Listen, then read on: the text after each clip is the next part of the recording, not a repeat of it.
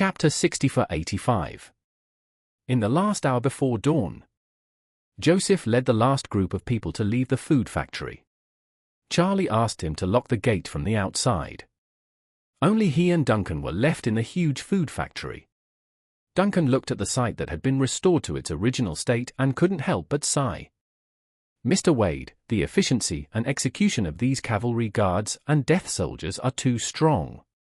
Even if I come to see this scene, I can't tell that more than 10,000 people have stayed here for a short time. Charlie nodded and sighed. Their efficiency and execution are honed by hundreds of years of slavery. After that, Charlie let out a long breath and said, "Let's not talk about this. Inspector Lee has been busy for several days. Take a break. I'll keep an eye on it and see if the factory director will come today." Duncan had been working non-stop for several days, with little rest. Now that everyone had evacuated, he felt relieved and felt that his body was indeed exhausted. He said to Charlie, "Thank you for your hard work, Mr. Wade. I'll take a nap." Charlie said, "It's okay. You can sleep without worry. I'll take care of everything here." Then, Charlie asked Duncan to go to the factory director's office.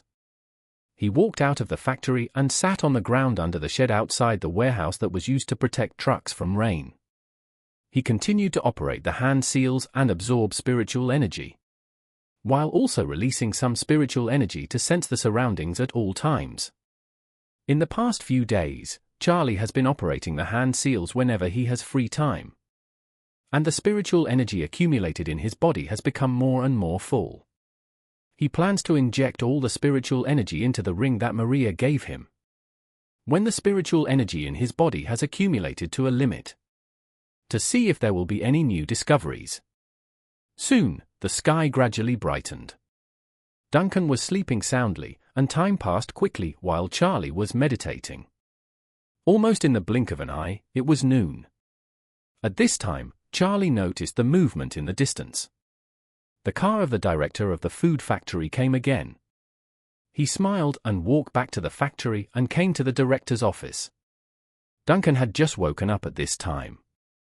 He had slept for 7 or 8 hours. He was refreshed. As soon as he opened the door, he saw Charlie coming over. So he immediately asked him, "Mr. Wade, what's the situation?" Charlie smiled and said, "The director is here." Duncan raised his eyebrows and said with a smile, "It seems that he is really anxious."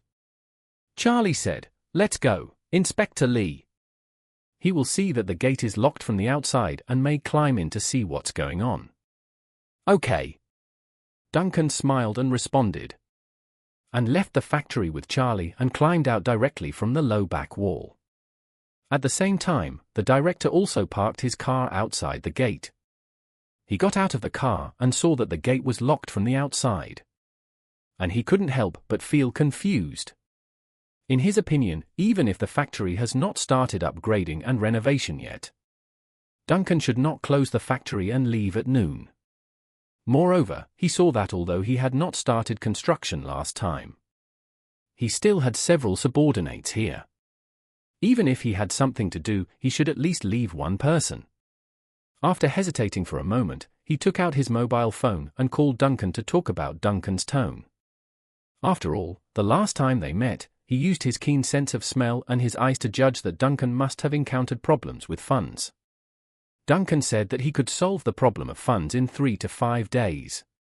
But now not only did he not start the work, but he also left. This gave people a feeling that something was wrong. The phone number that Duncan left for him was turned off. He called at the door for a long time but couldn't get through. He felt more and more strange. So he shouted outside the door, "Is anyone there? Mr. Lee, are you there?" After shouting a few times and no one answered, he slapped the door lock on the fence door hard, banging it several times, but there was still no movement inside. The factory director couldn't help but smile, and felt that something good was going to happen. So he immediately climbed up the iron gate, climbed over it clumsily, and jumped down after struggling for a while. He didn't care about the dirt on his body. And he immediately ran into the factory. At this time, he was still worried that Duncan or his men would suddenly appear. So he was still shouting, "Mr. Lee, are you okay? I came in to see you. If you are here, please don't misunderstand me." While shouting, he entered the factory. In the factory, the equipment had been dismantled. And it seemed that the dismantling work was stopped halfway. No one was seen, and there was nothing else unusual at the scene. He looked around and couldn't help but wonder. Where did that guy go? Did he temporarily stop working, or did he just run away?